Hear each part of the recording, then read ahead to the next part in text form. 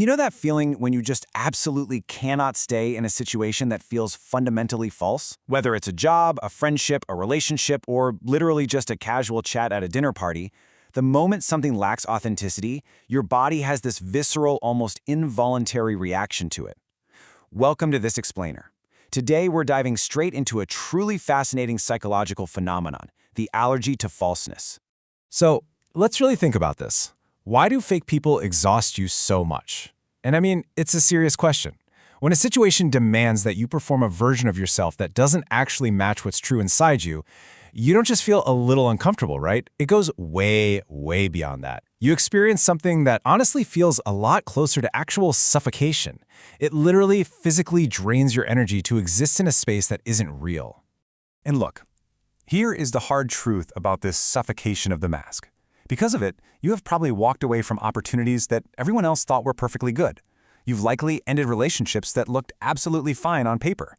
And let's be real, society has almost certainly penalized you for doing that. People have probably called you difficult, told you that you expect way too much, or maybe even accused you of being unstable, just because you refused to play along.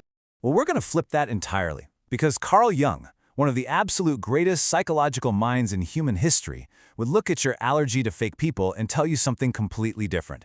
He'd say it is not a character flaw. It is actually a symptom of a profound psychological evolution. You aren't broken, you're growing.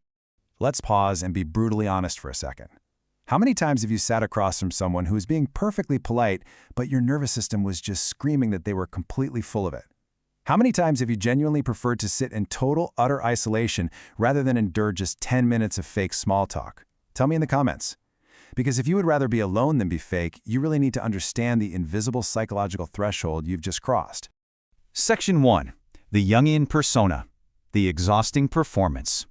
To get what is actually happening to you, we have to look at the very core of how we interact socially, the persona. It's the mask we put on every single morning before we walk out the front door. It's carefully constructed to earn approval, to avoid being rejected, and above all else, to make the people around us comfortable. But Jung observed something absolutely critical here.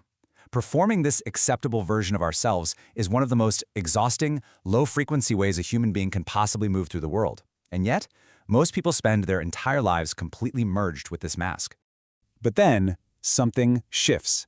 Jung discovered that when a person undergoes a deep psychological expansion, a process he famously called individuation, everything changes. Your psyche begins to align with the self, and this is the deepest, most complete, and undeniably authentic version of who you truly are. Now, when you are finally in alignment with your true self, falseness creates this intense, undeniable friction. And I want to be clear, this friction doesn't happen because you're trying to be rigid or snobby or judgmental. It happens because your psychological system has finally tasted something real, and it absolutely refuses to settle for a cheap substitute. The imitation just sounds incredibly wrong to you, even when literally everyone else in the room cannot hear the difference. Section 2. Exposing managed blindness, the social reality. Which brings us to a pretty terrifying dynamic in our everyday lives. Why does standing in your truth trigger such intense backlash from the people around you? Well, every healthy social group functions partly through this collective, unspoken agreement called managed blindness. We all basically agree to smooth things over, avoid uncomfortable truths, and just pretend the masks are real so that the game can keep going. But because your psyche is now demanding authenticity, you can no longer participate in this blindness. You literally just cannot do it anymore. And this builds into a very predictable, honestly painful chain reaction. Step 1, you simply refuse to play along with someone's fake persona. Step 2, your very presence, your grounded reality, exposes their performance. And then step 3, the backlash. When people see a reflection of their own falseness in the mirror of your authenticity, they don't thank the mirror, they attack it. I mean, think about the absolute irony of modern professional life. We have built an entire global culture around networking, which is essentially just two people wearing psychological masks, aggressively lying to each other over a $6 cup of coffee and calling it a connection. Jung would find this hilarious and probably a bit horrifying. Your refusal to participate in this charade doesn't make you antisocial, guys. It makes you one of the few people who is actually awake. So stop letting sleepwalkers tell you how to live. Section 3.